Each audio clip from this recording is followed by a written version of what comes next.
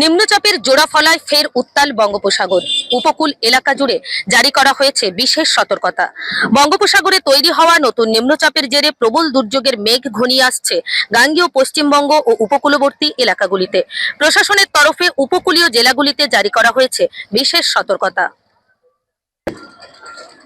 মূলত উপগ্রহ চিত্র থেকে যেমনটা দেখা যাচ্ছে, গাঙ্গেয় পশ্চিমবঙ্গ সংলগ্ন বাংলাদেশ এবং দক্ষিণ পূর্ব বঙ্গোপসাগরের ওপর একটি শক্তিশালী ঘূর্ণাবর্ত তৈরি হয়েছে।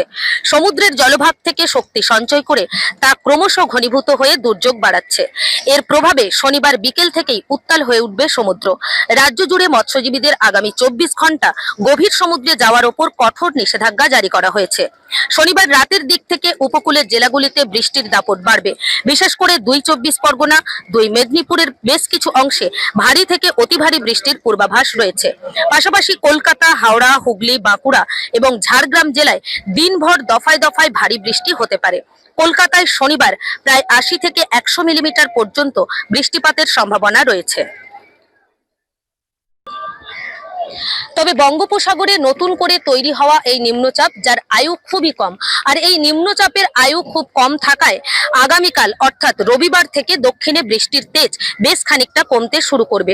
অন্যদিকে উত্তরবঙ্গের জেলাগুলিতে আগামী 4 দিন কেবলমাত্র হালকা থেকে মাঝারি বৃষ্টির পূর্বাভাস দিয়েছে আলিপুর আবহাওয়া দপ্তর।